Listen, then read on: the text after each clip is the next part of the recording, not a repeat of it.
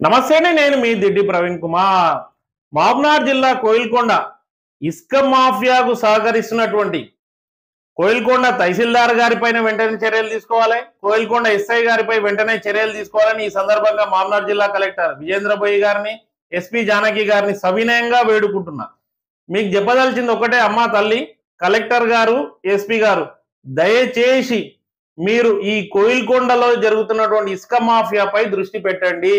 కోట్లాది రూపాయల ప్రజాధనాన్ని లూటీ చేసి బాజాప్తా ఇసుకను అక్కడి నుంచి అక్రమంగా తరలిస్తుంటే క్షేత్రస్థాయిలో పర్యవేక్షించాల్సినటువంటి ఈ ఇసుక అక్రమ రవాణాను అడ్డుకోవాల్సినటువంటి బాధ్యత గల కోయిల్కొండ తహసీల్దార్ గారు అసలు ఆ ఇసుక ఆపే దానిలో ఈయన పట్టించుకోడు.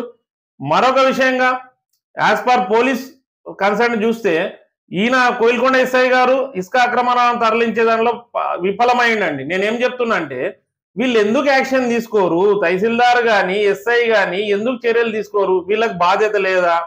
ఇష్టానుసారంగా ప్రజా సంపదను లూటీ చేసి కోట్లాది రూపాయలు ఇసుకను అక్రమంగా తరలిస్తుంటే వీళ్ళు మాత్రం నిమ్మకు నీరెత్తినట్లు ఉంటారు. మేమేం చెప్తున్నామంటే, గతంలో కూడా నేను సైతం పోరాడడం జరిగింది. ఈ విషయం పైన పలుసార్లు జిల్లా కలెక్టర్ గారికి, ఎస్పీ గారికి లిఖిత పూర్వకంగా ఫిర్యాదు చేయడం జరిగింది. ఇసుకను అక్రమంగా తరలిస్తున్నారండి. నేను సైతం ఎప్పుడైతే ఫిర్యాదు చేసిందో అప్పుడు మాత్రం తూతు మంత్రంగా చర్యలు తీసుకుంటున్నారు తప్ప, మళ్ళా వారం 15 రోజులు అయితే సేమ్ ఇదే తంత అండి. ఎంత ఘోరం అంటే, మీకు లైవ్ విట్నెస్ చెప్తున్నా, మొన్న లింగల్చేడులో జరిగినటువంటి ఇసుక అక్రమణను మేము అడ్డుకోవడం జరిగింది. అంతేకాకుండా ఇదే ఫిబ్రవరి 7వ తారీఖు నాడు సూరారం బ్రిడ్జ్ వద్ద ఇసుకను తరలిస్తున్నారు, డంపు పోసిందని మేము కంప్లైంట్ చేస్తే, సాక్ష్యాధారాలతో సహా మేము సోషల్ మీడియా వేదికగా కంప్లైంట్ చేస్తే, అప్పుడు అక్కడికి పోయి 30 ట్రాక్టర్లను మేము సీజ్ చేసినామన్నారు. అది 30 ట్రాక్టర్లు కాదండి, దాదాపు 50 నుంచి 60 బెంజుల ఇసుక ఉందండి అక్కడ.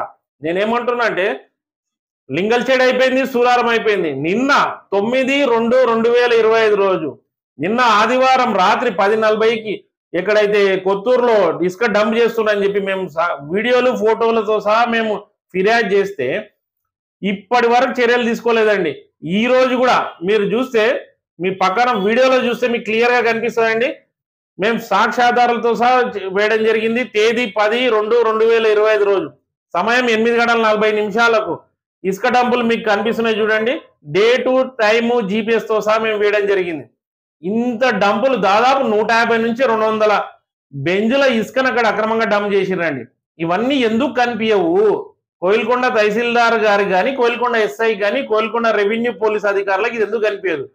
వీళ్ళు ఇసుక మాఫియాతోటి కుమ్ముక్కై వాళ్ళు ఇచ్చే ఆమ్యామ్యాలకు తలొగ్గి పనిచేస్తున్నారే తప్ప వీళ్ళు ఇసుకను అరికట్టడంలో విఫలమయ్యారని ఈ సందర్భంగా నేను జిల్లా కలెక్టర్ గారికి, ఎస్పీ గారికి తెలియజేస్తున్నాను.